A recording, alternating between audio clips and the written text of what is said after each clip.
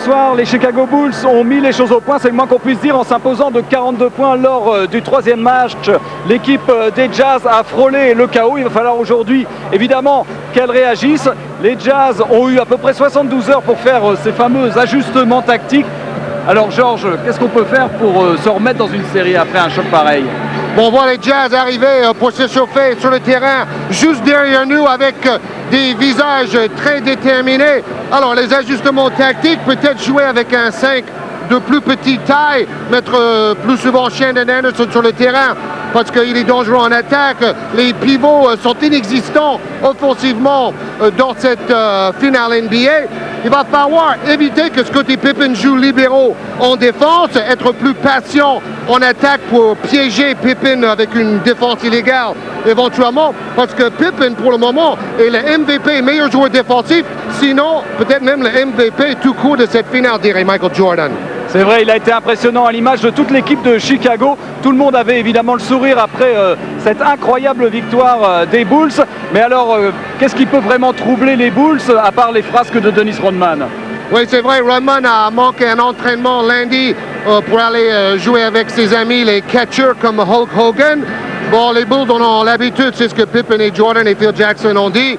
On connaît Dennis Rodman, on accepte ce comportement du moment qu'il est concentré sur les objectifs les plus importants sur le terrain, évidemment.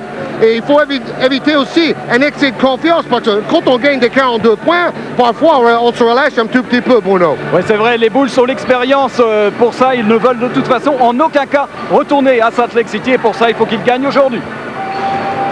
Il gagne aujourd'hui et également vendredi dans le 5e match pour conclure la série, ce qui serait un exploit énorme. 3 victoires de suite dans sa salle. Encore aucune équipe ne l'a réussi en finale NBA. Première étape gagnée aujourd'hui dans ce 4e match de la finale avec un scénario qui risque d'être totalement différent. On sait que c'est vrai, il y a eu un gros écart, mais en fait, ça ne fait que 2-1. Exactement, gagner d'1 point ou de 42 points, cela ne vaut qu'une victoire, disait Phil Jackson après le dernier match. Et puis Michael Jordan et ses coéquipiers vont avoir un peu peur de la réaction d'orgueil des Utah Jazz qui ont été vraiment très déçus et même déprimés après cette débandade de dimanche soir. Ouais, je crois qu'ils étaient particulièrement vexés, même si John Stockton et Karl Malone ont essayé pendant les différentes conférences de presse aux entraînements de montrer que l'équipe était capable de réagir. On sentait quand même chez eux une énorme frustration. On ne s'attendait pas à ce que les Jazz en fait puissent prendre une fessée pareille. C'est une équipe qui a un collectif, un fond de jeu énorme et c'est vrai qu'on ne s'attendait vraiment pas à ce qu'elle puisse lâcher un match comme ça. Exactement, c'était carrément la 3e attaque de la saison. C'était avec les Bulls, l'équipe qui a gagné le plus de matchs en saison régulière. Personne ne pourrait imaginer un tel résultat parce que c'était carrément le plus petit score dans l'histoire de la NBA depuis l'arrivée de l'horloge des 24 secondes. Cela arrive dans une finale où évidemment la pression médiatique est incroyable. Cela explique pourquoi les Jazz veulent absolument montrer notre visage ce soir. Dennis Rodman qui est en train de s'étirer, vous avez eu ses statistiques au rebond. Bon, c'est vrai que les statistiques du 3e match sont un peu faussées pour tout le monde, même pour les joueurs surtout pour les joueurs de Chicago, parce que Phil Jackson a fait tourner tout son effectif. Ça a permis de voir Scott Burrell dans ses œuvres. Il a montré qu'il était mieux qu'un remplaçant. En revanche, pour les Jazz, les statistiques sont plus éloquentes, mais dans le mauvais sens. Et vous avez vu, Malone a bien démarré le match en premier quart-temps, mais dès l'arrivée de Dennis Rodman pour défendre sur lui, il a beaucoup moins shooté, il a moins marqué bien sûr. Stockton très fort dans le premier match, a été moins bon, nettement moins bon dans les 2 matchs suivants, perdu par son équipe. Et tout à l'heure, on a vu un chiffre, le trio des meilleurs attaquants de Chicago, c'est-à-dire Jordan, Pippen et Kukoc, marque 2/3 des points de l'équipe de Chicago. On comprend l'importance de ces 3-là et on va le voir avec ce résumé en image du 3e match. Qui débute avec un Karl Malone. très décidé en début de match. Il réussit un 6 sur 6 au tir en premier quart-temps. On se dit ça y est, on a retrouvé le vrai Karl Malone, celui qui avait raté un peu ses deux premiers matchs, c'est le moins qu'on puisse dire. Et puis malheureusement pour Utah, ça n'a pas duré. Lui n'a pas été spécialement maladroit, mais ce sont les autres joueurs en fait qui ont coulé. Karl Malone s'est finalement retrouvé tout seul. On voit Rodman sur lui maintenant. C'est moins facile pour Malone, même s'il marque ce panier-là. Phil Jackson trouvait que la défense de l'Anglais était trop molle sur Malone au début. Alors, les deux hommes ne s'engueulent pas. Soyons clairs, ils se parlent. Jordan et Pippen, le respect est toujours là pour les deux hommes. Après, ça a tourné très vite à la démonstration. On a très vite vu qu'il pouvait y avoir du record dans l'air. Tous les joueurs hyper déterminés. Regardez Michael Jordan qui réussit un panier exceptionnel malgré l'énorme faute de Greg Ostertag. Les pivots d'Utah mis sur la sellette bien sûr pour leur discrétion offensive, que ce soit Ostertag ou Foster. Oui, et cela lors des 3 matchs. Ce n'est pas que dans le 3e match que les pivots d'Utah ont été lamentables. L'un des paniers les plus spectaculaires avec cette passe incroyable, et derrière le dunk de Scott Burrell. 10 points, 9 rebonds, presque un double-double pour Burrell. Jordan dit que je travaille avec lui à l'entraînement chaque jour. Burrell doit défendre souvent sur Jordan. Rodman apporte son écho. Et c'est vrai, on a beaucoup plus parlé de l'entraînement manqué lundi par Rodman que de son match dimanche. Oui, ça a fait l'actualité. Regardez cette passe de quarterback de Dennis Rodman pour Scottie Pippen et l'inévitable Burrell à la conclusion. Tout le monde a le sourire à Chicago. Mais attention à l'excès de confiance. Oui, et les joueurs d'Utah ont l'impression quand même qu'en fin de match, les Bulls ont un peu ajouté de l'huile sur le feu en shootant à 3 points. On a vu Kerr puis Buechler.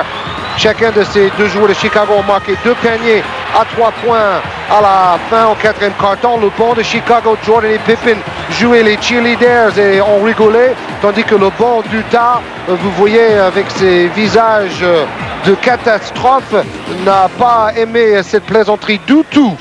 On ne veut pas en vouloir aux remplaçants de Chicago d'avoir voulu montrer à Phil Jackson qui méritait du temps de jeu, parce que Buechler a fait des tirs à 3 points. Et Stockton a ajouté, personne ne nous interdit de défendre quand on est à moins 30 non plus. Exactement. Vous voyez, 1 sur 9 à 3 points, toujours maladresse chronique pour les Jazz. 30% de réussite pour l'équipe qui avait le meilleur pourcentage de réussite pendant la saison régulière. C'est complètement paradoxal. 2,2 interceptions par match pour Scottie Pippen. Et ce sont des chiffres qui ne reflètent pas complètement son activité défensive. Il est monstrueux, Scottie Pippen. On parle beaucoup toujours bien sûr de Jordan et de ses points, mais il ne faut pas oublier le travail énorme de Scottie Pippen. Oui, il y avait carrément tout un article aujourd'hui dans le Chicago Tribune pour expliquer pourquoi Pippen serait un bon candidat pour MVP de cette finale si cette finale reste très défensive. Alors voilà les statistiques des intérieurs d'Utah. En haut les minutes, regardez les points, ça va vite, 0,5, 2,8, 0,5. Et des rebonds, c'est catastrophique. Ils ne sont pas dans cette finale, aucun des 3. Surtout que les 3 ensemble tournaient à 16 points et 11 rebonds en saison régulière. Adam Keefe pourrait se retrouver dans le 5 de départ, faute de mieux. Ce joueur qui a été souvent titulaire cette saison, mais qui a perdu sa place en play-off. Mais qui n'a quand même pas tout à fait les mêmes épaules qu'un Ostertag. En tout cas, c'est moins un contreur. Oui, mais le problème, c'est que Pippen défend sur le pivot et c'est ainsi qu'il peut jouer son rôle de libéraux en défense. Donc, si Keefe est sur le terrain, peut-être Sloan considère qu'au moins lui va mettre quelques paniers faciles quand Pippen quitte son adversaire direct. Adam Keefe qui est quand même plus un attaquant que Greg Ostertag. La grosse déception, c'est Greg Foster, parce qu'on l'avait vu l'an dernier, Greg Foster, notamment dans cette finale, réussir un match notamment à 14 points. Et depuis, franchement, là, il passe au travers de cette finale. Là. Il avait même marqué 17 points et c'était son record de carrière. C'est tombé au bon moment dans un match de la finale NBA. Ça va être la présentation des 5, en commençant comme toujours par celui des Jazz. On devrait peut-être avoir la confirmation de la présence d'Adam Keefe dans le 5 préparé par Jerry Sloan. Jerry Sloan qui s'est senti aussi un peu coupable de ne pas avoir su faire réagir son groupe. Oui, ni d'avoir su préparer psychologiquement ses joueurs. Et quand un journaliste lui a demandé est-ce que c'est Foster ou Ostertag qui va être dans le 5 de départ du prochain match, il a dit j'attends vos suggestions, messieurs de la presse. Il n'a pas trop apprécié de toute façon cette fessée reçue dimanche. Allez, avec Brian Russell, lui aussi passé au travers du match complètement en attaque. Oui, il faut absolument qu'il retrouve son adresse à 3 points. Il a même refusé des tirs relativement faciles. Voilà, Karl Malone. Confirmation, voilà. Adam Keefe dans le 5. Il va jouer au poste de pivot. John Stockton. Après son premier match, il a 2 matchs très moyens à se faire pardonner. Et enfin Jeff Hornacek, qui avait été pratiquement le meilleur joueur d'Utah lors de la deuxième manche de la finale. Il se peut que Jerry Sloan glisse Karl Malone à la place de pivot pour permettre à Malone d'avoir le ballon plus près du cercle. Je vais être habitué maintenant à ce noir à l'antenne. C'est la présentation bien sûr des Bulls. Avec les images qui apparaissent sur l'écran géant au milieu du United Center de la charge. Et n'oubliez pas, c'est peut-être l'avant-dernière fois que ce public verra le grand Michael Jordan jouer pour les Bulls de Chicago. On ne sait pas encore, mais c'est peut-être l'avant-dernière fois. Avec Rodman. Avec Rodman, c'est le deuxième sujet favori des conférences de presse.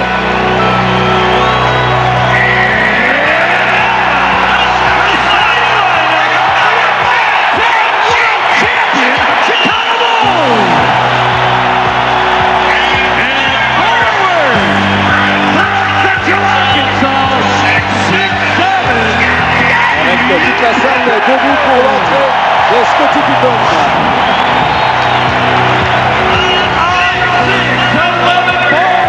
C'est quand même très surprenant que Rodman soit dans le 5. Non, pourquoi c'est dans le 5? Parce qu'il est toujours plus en confiance quand il démarre le match. Il a marqué 16 points, son meilleur match de la finale dans la 3e manche. Luc Longley, qui avait vraiment souffert dans le premier quart-temps face à Karl Malone. Et en fait, ça n'avait pas posé de problème majeur dans la suite. Ron Harper, revenu aussi en forme dans le 3e match. Et enfin, son Altesse, sérénissime Michael Jordan.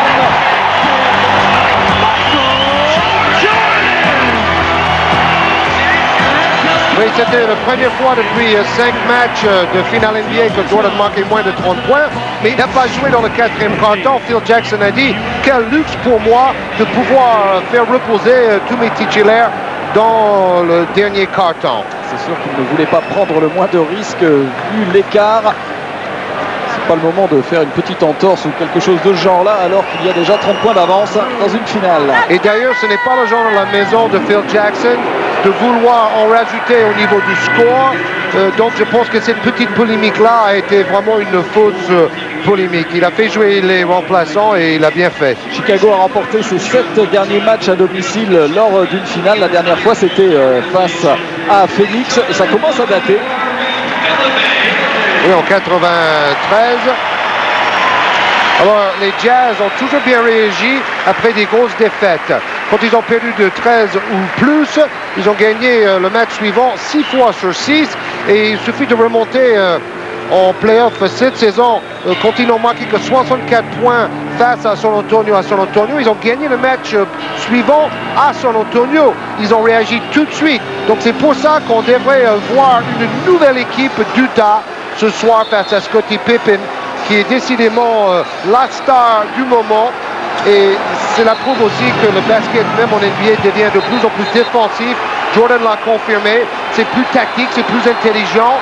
Même si les scores baissent, c'est un basket que j'apprécie, disait Michael Jordan. C'est vrai que l'équipe d'Utah n'a marqué que 54 points, mais Chicago en a quand même marqué 96. Hein. C'est Voilà. pas encore des 56-54. Hein. Alors Que Jordan du plaisir. disait, j'aime bien les petits scores quand on est en défense, mais quand on est en attaque, je préfère des gros scores. Premier ballon dans les mains de Stockton pour ce 4e match de la finale. Il cherche tout de suite Karl Malone et il le trouve. Premier panier de Karl Malone. Et première tactique qui marche, passe lobé pour Malone qui est en bas de la raquette. Luc Longley pour Tony Kukoc. Défendu par Adam Keefe. On devrait voir un début de match très énergique de la part des deux équipes. Malone qui n'a pas pu contrôler le rebond. Ballon récupéré par Scottie Pippen. Le jeu en triangle, Pippen face à Russell. Avec une bonne aide défensive d'Hornacek.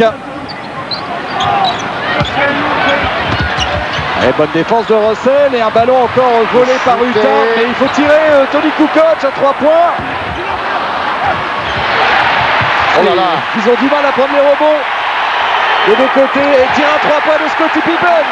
Une séquence incroyable de Scottie Pippen, 2 rebonds offensifs et ensuite un tir à 3 points, inimaginable. Alors il est trop fort, mais en pleine confiance, on vous le dit. Et il n'a plus mal aux pieds, surtout par rapport à la finale de l'année dernière. Une interception de Michael Jordan, mais ballon quand même gagné par John Stockton. On tentait un panier difficile, Stockton. Rebond pour les Bulls. Stockton va tenter plus sa chance ce soir. Avec une première faute sur Scottie Pippen. Alors rappelez-vous, Stockton n'a shooté que 4 fois en 26 minutes lors du 3e match. Donc tout de suite on voit qu'il va chercher à inscrire plus de points comme il a fait lors du premier match quand Utah a gagné. Il a marqué 24 points. Jordan face à Hornacek. Et quelle domination en rebond offensif, c'est incroyable. Domination énorme de Chicago. Mais Pippen est jordanesque en ce moment. Quel niveau de jeu. Et avec la première faute de John Stockton en Harper. Il faut voir que quand même que Utah bloque le rebond.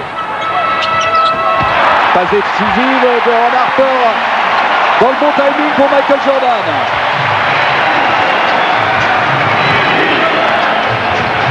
On craignait un peu le début de match pour les Bulls, mais ils sont tellement forts en ce moment. Jeff Hornacek.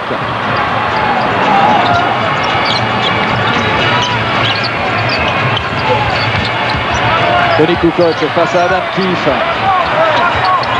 Un petit peu court Tony Kukoc, pourtant c'est une action qu'il apprécie, ligne de fond.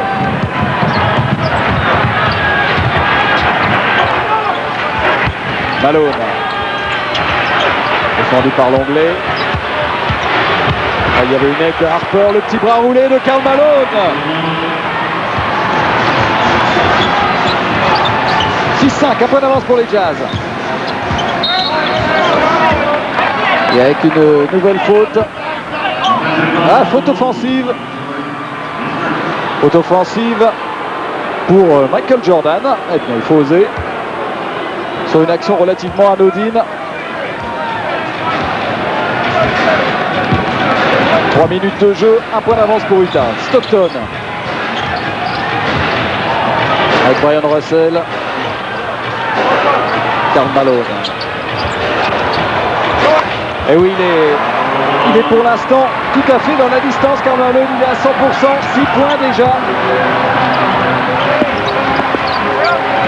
Et 3 points d'avance pour Utah. Luc Longley qui perd le ballon, mais récupéré quand même par Michael Jordan. Jordan, oui, qui s'en fait, qui s'en sort très très bien. Il était à 2 doigts de perdre le ballon, Michael Jordan. Première faute de Jeff Hornacek.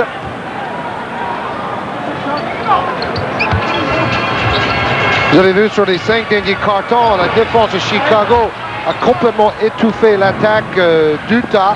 Et sur les 3 matchs, Chicago a surtout dominé les 4e cartons, le money time, les moments décisifs. La mauvaise balle de Karl Malone. Ballon perdu, on ne s'est pas compris entre Malone et Stockton, ce qui est rare.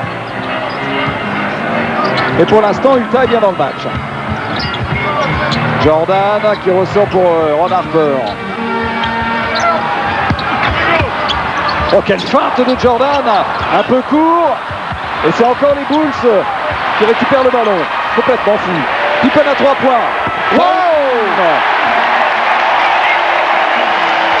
Bingo, baby, pour Scottie Pippen. Que voulez-vous faire? 2 sur 2 à 3 points pour Pippen qui avait été assez maladroit à 3 points au final et en play-off jusque-là. Avec une faute de Ron Harper. C'est sa première.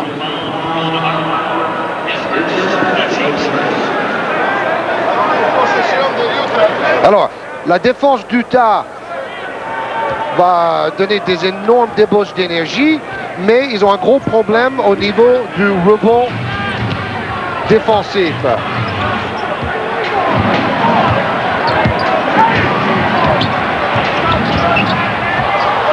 Jeff Hornacek. Ah voilà, maintenant c'est un rebond offensif pour les Jazz. Keith se bat bien, mais il fait faute en cherchant un deuxième rebond offensif d'affilée. Et faute technique sur Jerry Sloan. Alors, Sloan a été assez calme depuis 2 jours, malgré le débâcle de dimanche soir. Et peut-être il faut se méfier de l'eau qui dort. Et avec ce coup de sifflet, Sloan a laissé partir toute sa colère et tout son énervement. Michael Jordan est au lancer franc après la faute technique sifflée sur Jerry Sloan.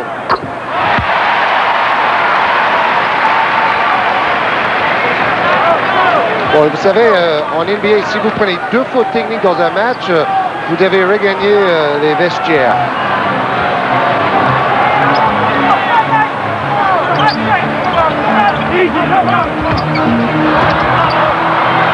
Ballon perdu avec Jeff Hornacek en contre-attaque pour Brian Russell. Et il a pas osé prendre son tir. Et le rebond offensif, la claquette. Karl Malone. Donc Malone refait son super début de match du 3e match. Là, il est à 4 sur 4 au tir, 8 points déjà.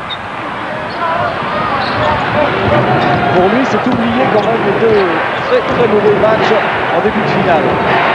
John Stockton.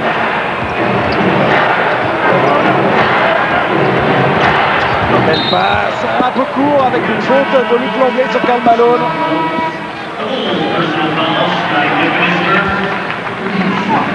Et temps mort. Premier temps mort demandé par les Chicago Bulls. On vous laisse avec quelques images de la NBA.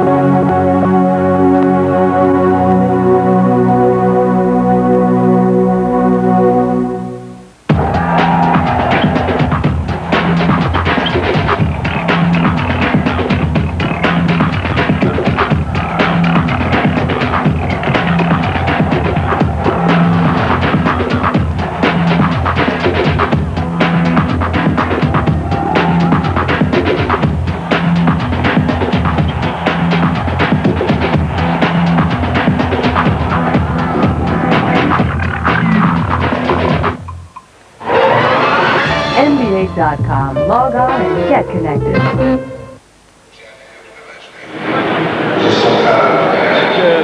Nova Bulls qui regarde vers l'écran géant. Un point d'avance pour les Jazz pour l'instant avec un très bon début de match de Karl Malone. Impressionnant à 100%. En fait, en ce moment, c'est un duel à distance Malone-Pippen. Oui, tandis que Jordan démarre très mal avec seulement un tir réussi sur 5.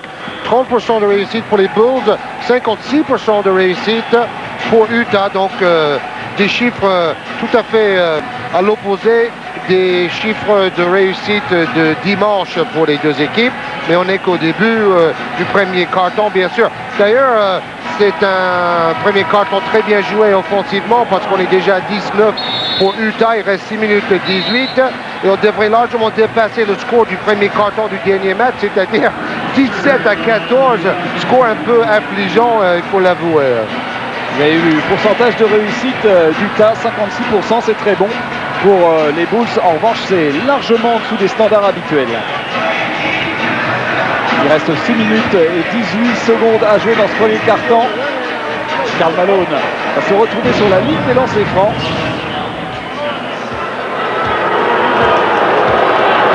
Départ 23 de Scottie Pippen qui a laissé comprendre qu'éventuellement il pourrait revenir à Chicago si on lui proposait un super salaire avec un super contrat. Il espère sans doute que Jordan réussit à convaincre les dirigeants de lui proposer ça. Karl Malone, lui, vous voyez, 9 points déjà, a dit « Nous attendons le match de mercredi soir de pied ferme afin de prendre notre revanche. » Et on peut croire le mailman quand il dit ça. Rebond offensif de Greg Foster qui a remplacé Adam Keefe. Ça montre peut-être que Foster a envie de se réveiller.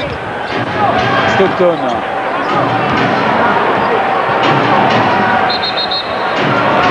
Avec une défense illégale. Voilà, c'était la menace en fait. On se disait toujours, c'est ce que disaient les Jazz, que la défense de Chicago était toujours à la limite. Et là, la défense a été sanctionnée. Oui, cette fois-ci, c'était plutôt Kukoc qui était mal placé à l'opposé du jeu à deux. Et voilà, ça c'est Pippen qui joue libéraux, qui vient aider, mais il n'était pas en position illégale. On joue l'interception sur un nouveau ballon perdu de Karl Malone, un ballon touché par Utah. Ce sera donc toujours pour les Bulls. Bon, après cette dernière interception de Pippen, Utah sait qu'il va falloir être très patient, bien lire la défense de Chicago avant d'attaquer. Brian Russell complètement enferré dans Luc Longley qui n'a pas pu venir défendre sur Michael Jordan, totalement seul. Jordan qui marque 2 points. Il a levé le genou, il a bien fini son geste. Il a fait tout ça avec un côté artistique. Greg Foster. Rebond offensif de Russell. Karl Malone un petit peu court, c'est lui qui prend le rebond offensif. Karl Malone, oh que c'était dur, et rebond offensif derrière de Greg Foster, bonne présence au rebond maintenant pour les Jazz. C'est ce que disait Malone l'autre jour, si on veut gagner cette finale, il faut que nos grands soient plus présents, et Malone et Foster étaient très présents au rebond offensif sur cette action. Bonne aide de John Stockton qui est allé piquer ce ballon dans les mains de Luc Longley. Stockton lui aussi peut jouer libéraux et aider ses coéquipiers en défense. Donc Malone rate, mais il suit bien. Il arrache le ballon dans les mains de Longley. Il rate une deuxième fois, mais là, Foster. Attendez. 2 rebonds offensifs importants pour Greg Foster. Jordan. Ils étaient tous sur lui, évidemment, faute sur Michael Jordan. Oui, mais au lieu de laisser des joueurs comme Jordan attaquer le cercle et même réussir des dunks en attaque posée, chose rare, mais on en a vu pas mal ces derniers temps. Sloan a sans doute demandé à ses joueurs de faire quelques fautes un peu sévères pour faire peur aux Bulls. Pippen et Jordan surtout. Lancé franc raté par Jordan, vous avez eu cette statistique. Pour l'instant, 100% des points de Chicago inscrits par le duo Jordan-Pippen. Oui, bah, ils ont shooté 8 fois à eux deux. Sur 11 tirs tentés en tout, donc c'est un peu logique. Attention, 9 rebonds pour Utah, 5 seulement pour l'équipe de Chicago. Chiffre intéressant. Isley avec Karl Malone. Isley a remplacé John Stockton. Malone veut s'approcher de la raquette. C'est bien défendu. Esley qui prend un tir à 3 points trop court. Il n'avait pas le choix. Il a resté une seconde quand il a reçu le ballon. Il fallait qu'il dégaine. Oui, et comme le shoot n'a pas touché l'arceau, ça fait 24 secondes selon les règles NBA. Comme il donnait le consigne depuis le banc. Harper. Ça va être un match autrement plus serré a priori que le troisième match. Oui, Malone a donné un sacré coup de coude à Jordan sur un écran. Et Malone dit, Jordan me donne des coups de coude aussi. Mais Malone c'est moins discret. Oui, parce qu'il a des bras 2 fois plus énormes que Jordan déjà. Ah, ça va être un match des tranchées aujourd'hui. Ça se sent tout de suite. Et Jordan a intérêt à être adroit au lancer franc aujourd'hui. Oui. Il va y avoir des fautes sur lui. Exactement. Les deux équipes vont essayer d'empêcher la contre-attaque de l'adversaire. Et c'est peut-être justement l'équipe qui réussit à placer quelques contre-attaques avec des interceptions qui peut remporter la victoire. Attention, Utah a perdu 26 ballons dans le dernier match. Un record pour le club en play-off. C'est un très mauvais record, bien sûr. C'est pas du tout les pires records. Quelle défense de Harper. Greg Foster. Et panier difficile réussi par Greg Foster. Mais il a décidé d'être plus présent en attaque. Il a déjà tenté sa chance plusieurs fois et il a bien raison. Et ça va complètement changer les données, bien sûr. Oh là là. Jordan qui vole devant Natchek. Quel artiste! Chicago mène d'un point. Après avoir commencé avec 1 sur 5 au tir, Jordan réussit 2 tirs de suite. Encore des défendants de manière toujours aussi intense sur Jeff Hornacek. Karl Malone, il est très loin, un peu loin bien sûr pour lui. Malone a commencé avec 4 sur 4 et maintenant il a fait un 0 sur 3. Harper à 3 points. Et le ballon récupéré par Esley. On fait une contre-attaque. Oui, Pippen en prise à 2 sur Malone. Foster, oh, il n'y a pas eu de réussite, c'était un tir à 3 points. Le ballon est sorti. C'est pas un mauvais shoot pour moi parce qu'il avait réussi 2 paniers de suite. Il est à 2 sur 4 au tir pour 4 points et double bon Foster. Ça va lui coûter sa place parce que Foster enlève son survêtement. Attention, Foster n'a pas marqué dans le dernier match. Il a déjà fait beaucoup mieux. Kukoc tout seul. Sloan a changé d'avis. Ostertag regagne le banc. Et surtout, Sloan a demandé un temps mort. Chicago a 3 points d'avance, 18-15, il reste 2-18 à jouer dans le premier quart-temps. Ce sont les premiers points inscrits par un autre joueur que le duo Pippen-Jordan. Ils sont signés Tony Kukoc. Alors comme c'est devenu notre habitude, on va vous proposer le très beau générique de la chaîne américaine NBC qui diffuse la finale. Regardez ça, c'est excellent.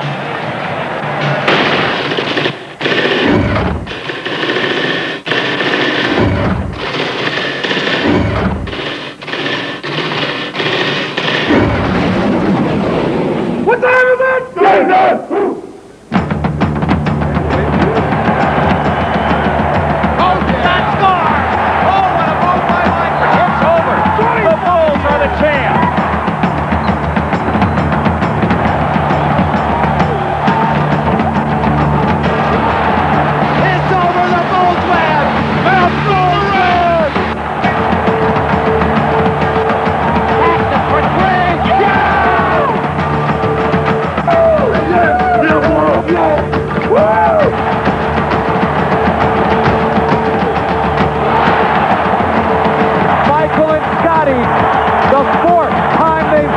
Chicago Bulls have regained the NBA throne.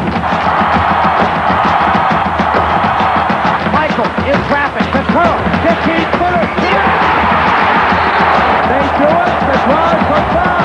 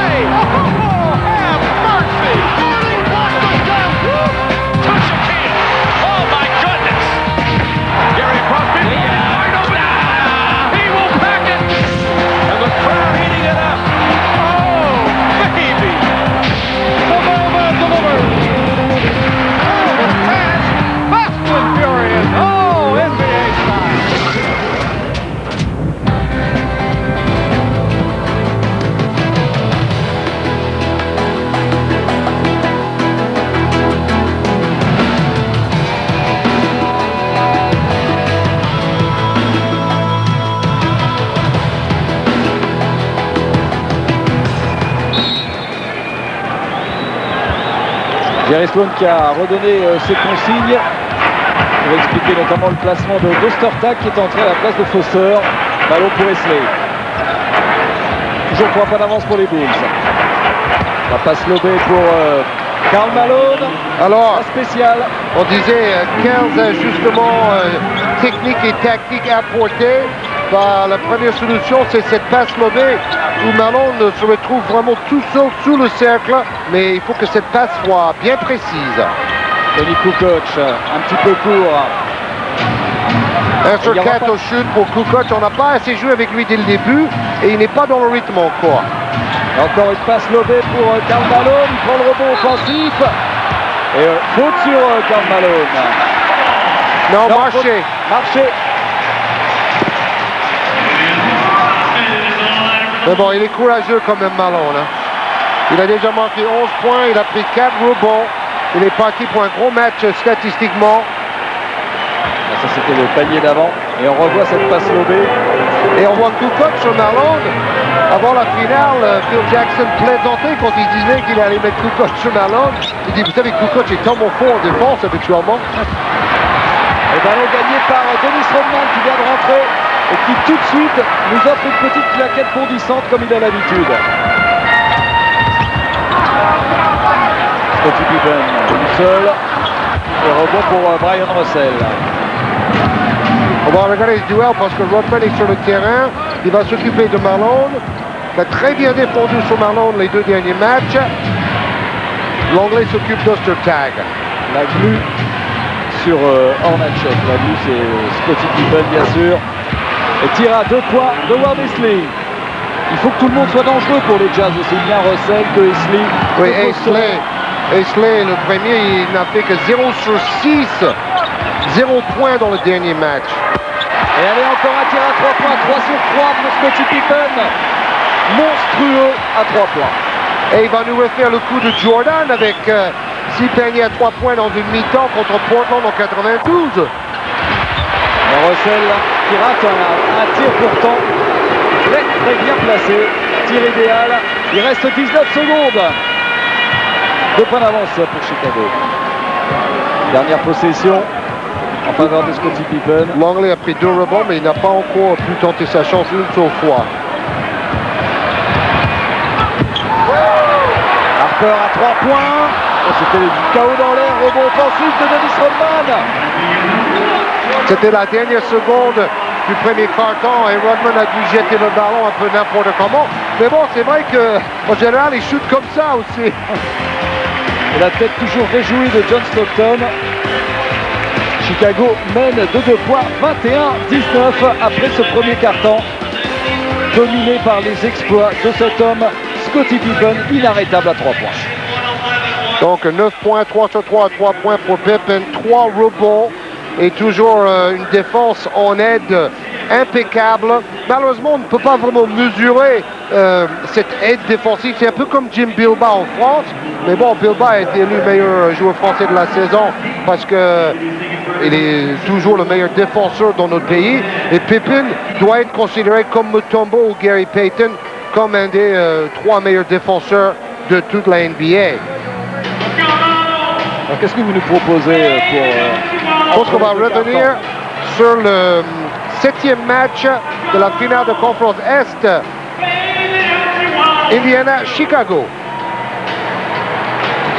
Allez, c'est parti pour l'examen complet de la 7e et dernière manche de la finale de la conférence Est entre les Bulls et les Pacers. De retour au United Center pour ce 7e match décisif, les Bulls ne doutent pas et sont en confiance en leur chance de remporter la série, à l'image bien sûr de Michael Jordan.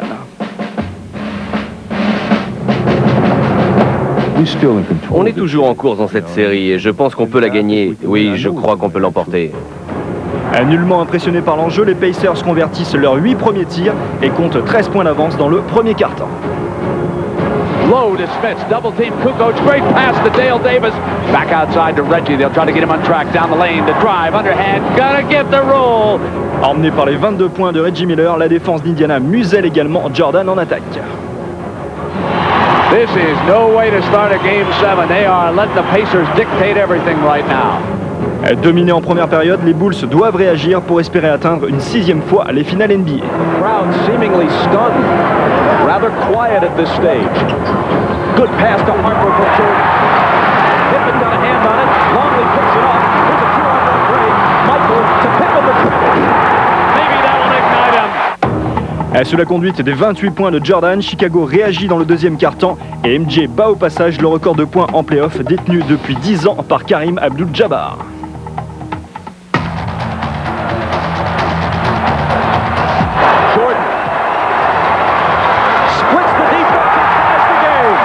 Jordan puts it on the floor, drives hard, right side, pull up, jump shot, good.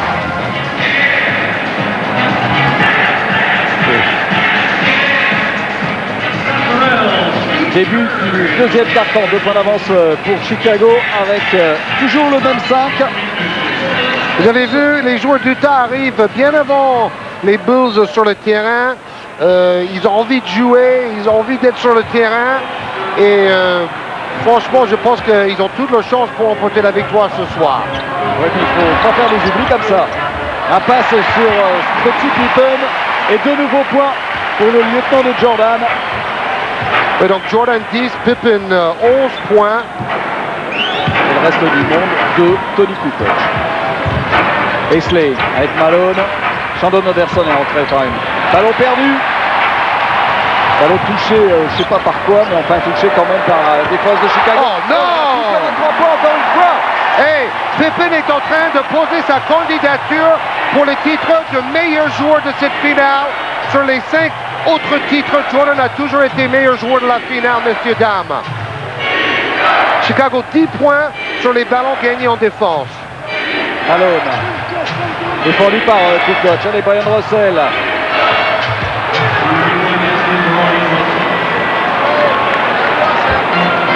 Action à 3 points pour Brian Russell. Je peux vous dire qu'il avait pourtant bien le pied sur la ligne, mais l'arbitre l'a accordé à 3 points. Écoutez ça, Bruno. Oui. Dans les 3 premiers matchs, Pippen était à 1 sur 9 à 3 points. Et ce soir, il est sorti de sa coquille. Ah, mais là, il est parti pour mettre 50 points, là, ce petit Pippen. Il a la patte. Il en est déjà à 16, vous vous rendez compte? Et il a mis 4 paniers à 3 points, déjà. Alors, qu'est-ce que Jerry Sloan va pouvoir sortir pour défendre sur Scottie Pippen? Peut-être Chris Morris. Voilà, Chris Morris qui rentre à la place de Brian Russell. Oui, même si habituellement c'est pas vraiment un défenseur. Mais il est grand. Oui. Je vois que Shandon Anderson est sur le terrain. Lui, il a quand même été assez bon dans les 3 premiers matchs. Il tournait à environ 9 points en moyenne. Il était très rentable sur son temps de jeu, en fait, Shandon Anderson. Aisley face à Steve Kerr. Il était à plus de 50% de réussite au tir, surtout. Rebond pour Pippen qui mène la contre-attaque. Bon, ici, non, quand même pas. La claquette pour Dennis Rodman. Tir manqué de Rodman. Aisley.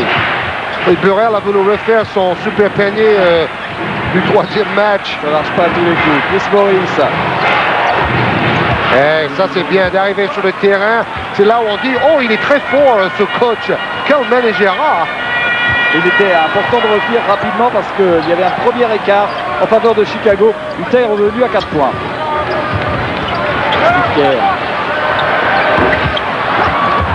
En fait, je crois que c'est une des rares fois dans cette finale où les deux équipes jouent bien en même temps. Une faute sur Chris Morris. Et Phil Jackson va demander un temps mort. Bon, là, Pippen in the zone. Quel monstre. S'arrête en tête de raquette et bingo. Et dans toutes les positions, il est en pleine confiance. Il y a quand même un chiffre favorable aux Bulls aussi. Seulement 2 ballons perdus.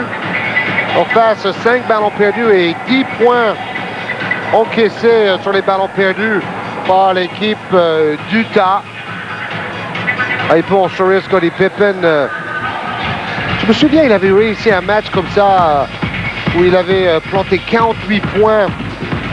Et il disait, c'est comme si le panier était 2 fois plus grand. Et je pourrais shooter les yeux fermés. C'était l'année dernière, c'était son record de carrière pour Scottie Pippen. Bon, on va regarder un peu les Love Bulls, c'est toujours un plaisir. Je cherche ça là.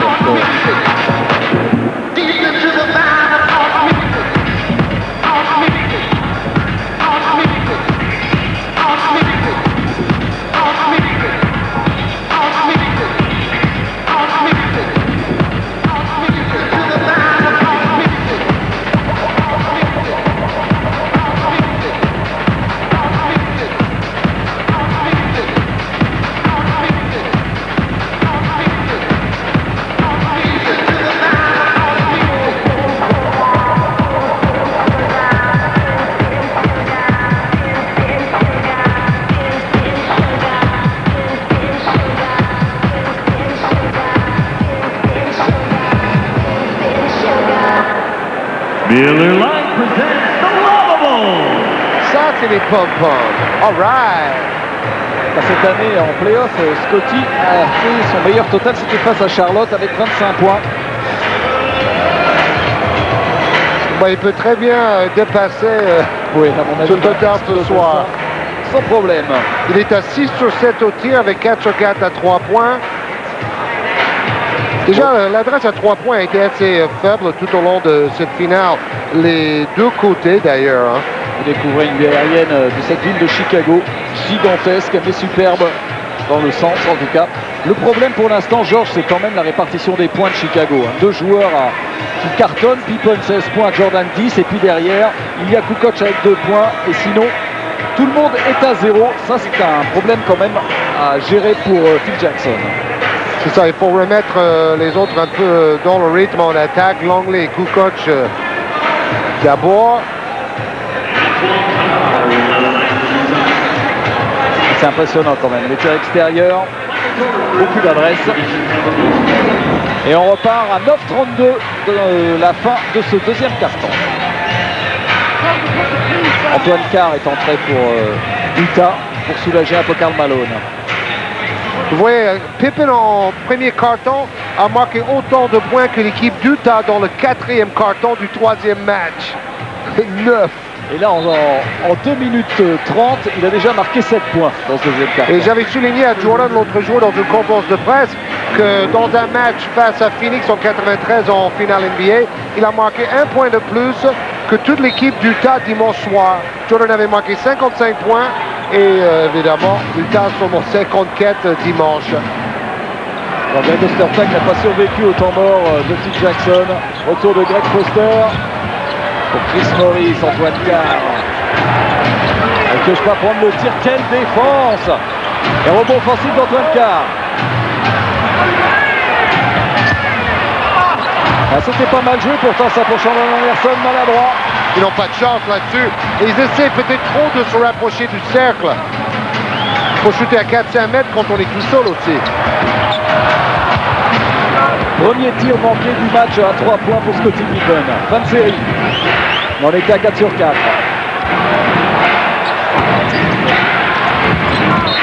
Tir manqué de Chris Morris. Un joueur comme ça qui sort du banc doit être rentable tout de suite. C'est ce que veut Jerry Sloan.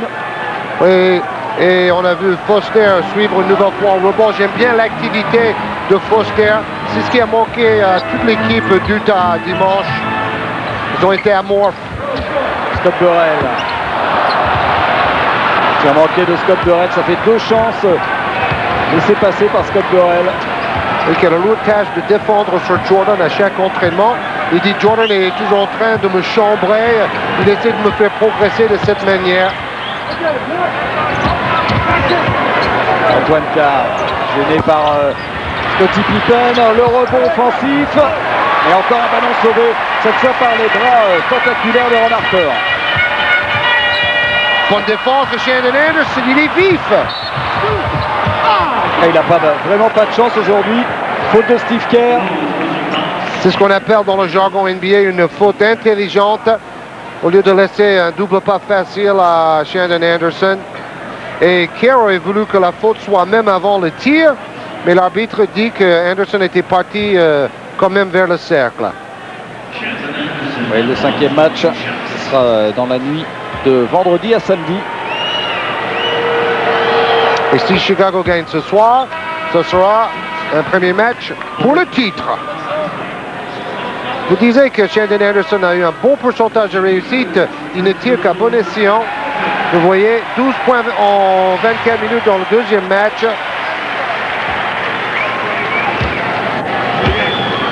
Il est à 6,8 points de moyenne dans ses playoffs. Le sur 2 au lancer franc, il ramène les Jazz à 2 longueurs. 28-26.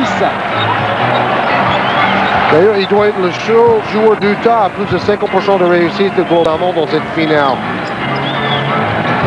Shandon Anderson, avec Stockton. Il défend maintenant sur Jordan. Steve Kerr avec Kukoc totalement libre. Voilà, bonne nouvelle pour Phil Jackson. Kukoc retrouve la patte.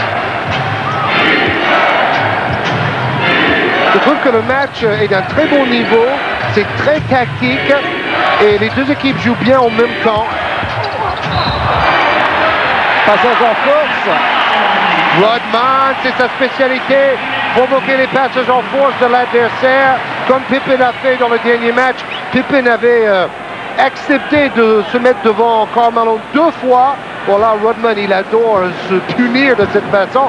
Il est un peu maso, disait Phil Jackson l'autre jour. Il n'est pas comme les autres Rodman, disait Jackson. Et avec une faute sur Dennis Rodman. Bon, Rodman est parti lundi. Après avoir manqué l'entraînement, on a mangé dans le même restaurant que lui. Vers 13h, on était à côté de sa table. Il était avec son entourage. Il y avait 8 personnes autour de lui, ses gardes du corps, son agent, etc. Alors le soir, il est parti participer à un truc de catch avec Hulk Hogan. Et il a touché $250 000. Donc Ron Harper a dit, vous voyez, Rodman, c'est un très bon businessman parce qu'il prend $250 000 pour aller passer une soirée avec les catchers à Détroit. Vous enlevez 2 fois $10 000 d'amende parce qu'il a raté l'entraînement et parce que la NBA voulait qu'il soit avec la presse à ce moment-là. Et ça fait quand même $230 000 de gagner dans la soirée. C'est un excellent businessman, Rodman. Plus 5 en faveur de Chicago. Stockton qui est revenu. Antoine Carr. Faut shooter. Oui, il faut shooter. C'est Anderson qui prend le tir à 3 points. Et le rebond offensif chanceux avec une faute de Tony Kukoc sur Adam Keefe. Oui, et puis Utah attaque le rebond offensif d'une manière féroce et ils ont bien raison de faire ça. Il mène au rebond d'ailleurs, 19 rebonds à 14, assez nettement. Temps mort et on regarde un petit peu les images de Kobe Bryant.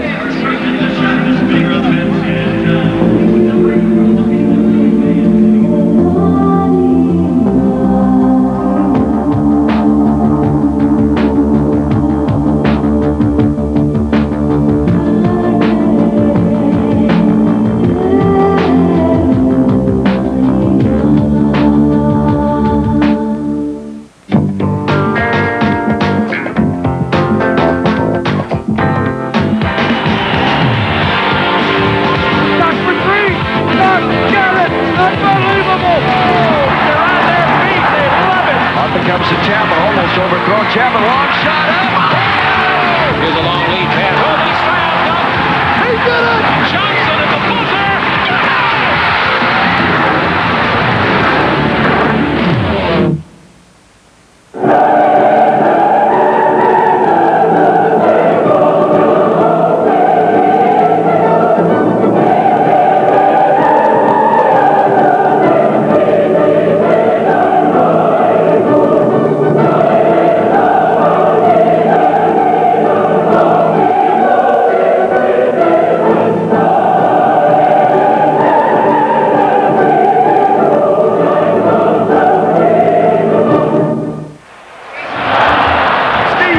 Puts it up and in, the other winner fans.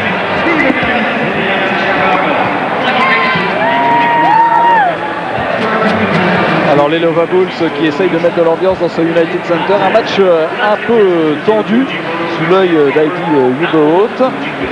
Oui, qui travaille pour NBA International et qui est la fille de l'ancien organisateur des Jeux Olympiques de 84 à Los Angeles.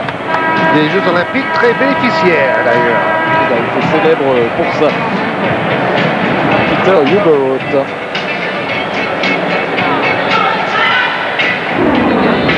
Pour les Jazz qui pour l'instant négocient relativement bien, ils sont revenus sur terre quand même après avoir été oui, et c'est normal parce que c'est une équipe très expérimentée et on a vu certaines statistiques au début de match prouvant que quand les Jazz prennent une tollée ou une raclée, souvent ils gagnent le match suivant. Cela s'est avéré tout à fait vrai en play-off cette saison face à San Antonio. Adam Keefe sur la ligne des lancers francs. Et n'oubliez pas non plus que Utah avait perdu le tout premier match des playoffs à la maison face à Houston. Et ils ont joué un match à Houston au premier tour pour éviter d'être éliminés. Donc ils en ont déjà vu d'autres, les joueurs d'Utah. Et à l'époque, Charles Barkley avait proposé des billets pour la finale à Karl Malone. Finalement, ça ne lui avait pas porté chance. 31-27. Michael Jordan, toujours défendu par Chris Morris. On peut ajouter que Houston a fait transférer Kevin Willis pour des tours de draft de Toronto. Oui, ils ont récupéré Roy Rogers. Exactement, un ancien premier tour. Et on parle beaucoup de George Karl, l'ancien coach de Seattle, éventuellement pour remplacer Phil Jackson ici à Chicago. Pippen, meilleur marqueur du match avec 16 points devant Karl Malone qui n'a plus marqué depuis un sacré bout de temps. En fait, depuis pratiquement l'arrivée de Dennis Rodman sur le terrain. Steve Kerr à 3 points. Le rebond offensif pour Jordan qui se bat même sur ce genre de ballon. Utah fait pressing, attention, c'est qui a pris un coup sur la tête? Je crois que c'est Maurice, complètement KO dans la raquette. 20 seconds Utah. On va certainement revoir au ralenti ce qui s'est passé sur cette action pour laisser Chris Morris au sol. C'était une action un peu folle parce que Utah avait décidé de faire un pressing très haut et après ils se sont un peu découverts au rebond et Jordan a pris le rebond et pendant ce temps Morris a pris un coup sur l'arcade. On va revoir, c'est le rebond offensif de Michael Jordan. Une image extraordinaire. Voilà, c'est Rodman qui écarte ses bras et qui met une claque à Morris. Et bon, ça c'est un peu comme Malone aussi. Ce sont des joueurs qui mettent des coups en douce et ce n'est pas un bon exemple pour les jeunes basketteurs, ça. Et Rodman qui a fait l'hélicoptère et Chris Morris qui s'est pris une balle dans la tête. 2 points pour Chris Morris. Il va aller récupérer sur le banc. Il n'a pas l'air où... Non, il n'est pas ouvert. John Stockton. Bon, Rodman en prend beaucoup de coups, mais il en donne aussi. Karl Malone avec Jeff Hornacek. Bonne défense pour bloquer Karl Malone. Il faut que Stockton soit dangereux.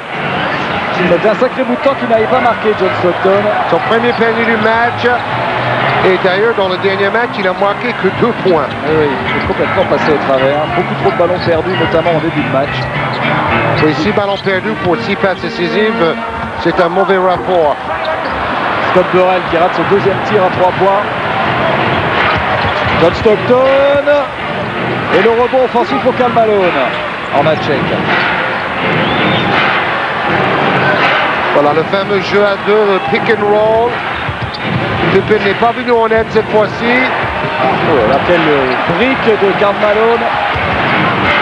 Mais les Jazz se bagarrent et c'est finalement Adam Keefe. Ils vont chercher ces ballons dans la raquette depuis le début, avec Shandon Anderson notamment, votre ami Georges. Dans les 2 défaites, Chicago a dominé Utah, c'est-à-dire les 2 défaites d'Utah au rebond offensif. Et Utah est en train de combler ce déficit ce soir. Avec une bonne présence de Shandon Anderson dans tous les secteurs du jeu. Et de Adam Keefe. Ça c'est une spécialité de John Stockton qui vient de réussir. Un panier difficile et les Jazz sont repassés devant. Ils ont eu jusqu'à 6 points de retard dans ce quart-temps. Et là ils mènent 33-31. On l'a senti venir. Utah installe son jeu, surtout une défense beaucoup plus présente sur le demi-terrain. Et les Bulls n'arrivent pas à enchaîner leur fameuse attaque en triangle aussi fluidement que dans le dernier match. Luc Langlais qui va revenir. Steve Kerr qui a eu 2 bonnes positions à 3 points qui les a toutes les 2 manquées. C'est rare pour un tireur du calibre de Steve Kerr. Et retour donc de Luc Langlais sorti de Scott Burrell. Et justement pour aider un peu au rebond. C'est pour ça qu'il est revenu. 23-16 au niveau du rebond en faveur des Jazz. Scottie Pippen. Michael Jordan.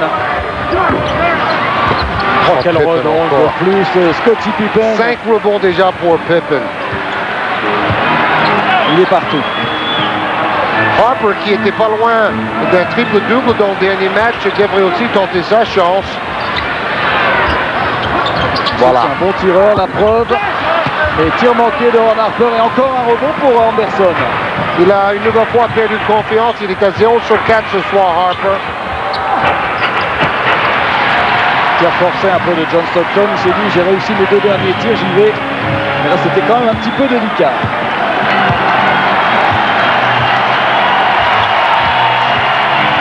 Luc Longley qui va travailler dos au panier face à Karl Malone. Il a l'avantage de taille.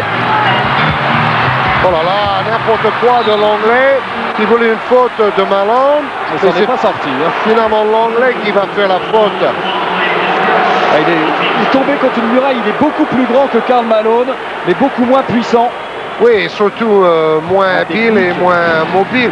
Donc il va carrément offrir le ballon à Malone. Vous voyez là, Malone n'était pas loin d'un entre-deux. Ballon perdu donc pour Chicago. En réalité, ni Rodman ni Longley peuvent vraiment attaquer dos au panier, même si ce sont des intérieurs. C'est pour ça souvent Pippen ou Jordan se place en bas du triangle.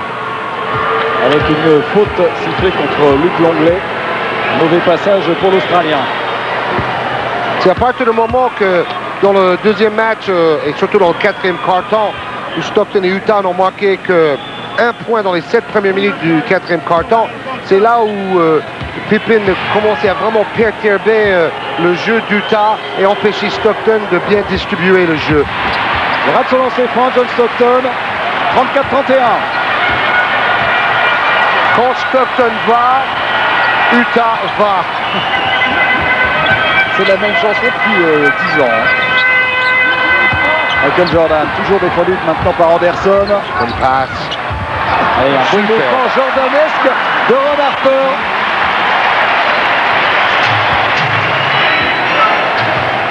Toute la défense attirée par Michael Jordan. Résultat, Ron Harper relativement tranquille. Relativement.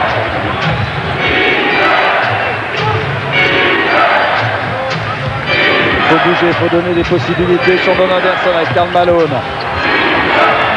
Oh, il n'y a pas de chance. S'il mettait ces petits shoots-là, Utah pourrait avoir au moins 6 ou 8 points d'avance. Harper qui remonte. Il cherche à travailler un peu avec Luc Longley. Vous voyez que Malone joue pivot en défense face à Longley. C'est ce qu'on avait préconisé après la dernière défaite. Ron Harper. Et c'est comme Karl Malone, hein. C'était une bonne position. Rodmanesque de sauvetage. C'est la deuxième fois de la finale qui réussit un sauvetage comme ça. Ça fait 6 rebonds en 12 minutes pour Rodman qui se rachète de son absence à l'entraînement. Il est contré, Michael Jordan par son Don Anderson. Le jeu s'anime nettement. Quelle intensité défensive pour les Jazz en ce moment. Scottie Pippen avec la planche. Et Jordan qui est au rebond. Ça se passe au rebond offensif, les deux côtés en ce moment. Une agressivité permanente des deux équipes demandées par leur coach pour aller chercher des possessions au rebond offensif. La clé du match. Chicago mène à nouveau. Vous voyez 10 points sur les rebonds offensifs pour Chicago, 7 pour Utah. C'est beaucoup. Troisième faute de Luc Longley. Qui n'est pas dans le coup du tout. Luc Longley complètement dominé. Regardez, spécial Rodman. C'est-à-dire le roi pour aller sauver le ballon au-dessus de la tête des photographes. Bon, quelquefois il en marche dessus. Phil Jackson disait que cette saison, quand Rodman fait le con, entre guillemets, en ratant les entraînements ou en étant en retard pour les matchs, par rapport à l'heure désignée, les joueurs doivent arriver 90 minutes avant le match normalement. Rodman sort souvent à un grand match pour se faire pardonner. Bon, Pippen disait Rodman va arriver à l'entraînement comme si rien n'était, mais il va aller voir Jackson tout triste en disant bon, excuse-moi Phil, etc., etc. Jackson dit Rodman doit faire ça avec ses profs depuis l'âge de 10 ans. Il n'accepte pas l'autorité. Et bon, c'est un marginal. Phil Jackson disait, c'est déjà bien que Rodman a pu trouver du boulot, parce que normalement, il devrait être chômeur, parce qu'il ne pourrait pas travailler de 9h du matin à 5h de l'après-midi. Hein.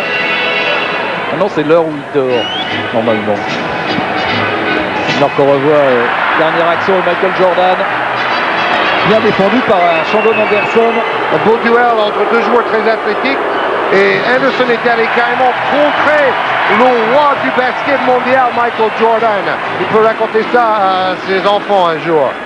Le public qui éclate de rire en voyant Greg Ostertag parce qu'actuellement, sur l'écran géant de la salle, ils mettent la tête d'un clown local. Non, en fait, c'était les Three Stooges. Ce sont trois comiques des années 40 et 50 qu'on connaît bien à la télévision américaine. Et c'est vrai qu'il a un peu la même tête qu'un des trois comiques. Alors regardez les stats des pivots. 6 rebonds pour Keith, on en a parlé tout à l'heure.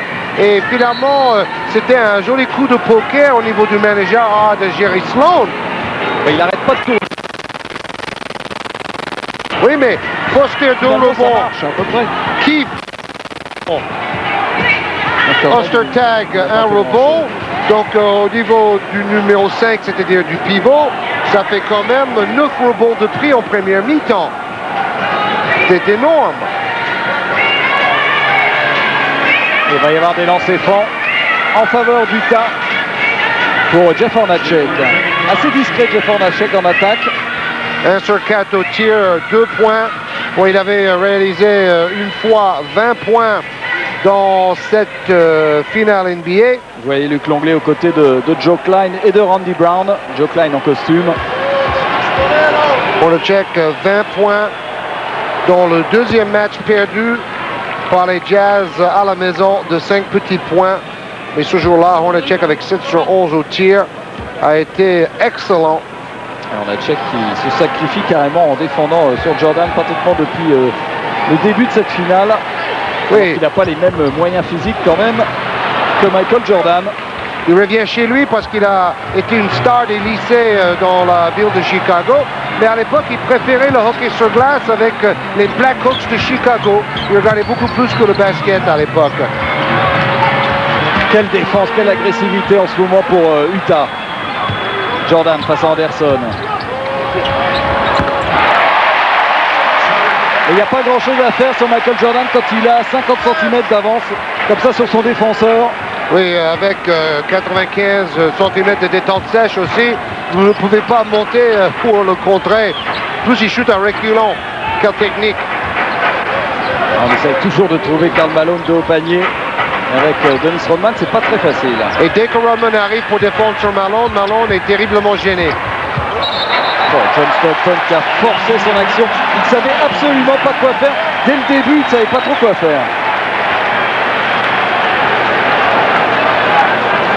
On nous dit que Morris a un peu mal à l'oeil, mais il pourrait très bien revenir plus tard dans le match. Ouais, après le choc tout à l'heure, la claque donnée par Dennis Rodman.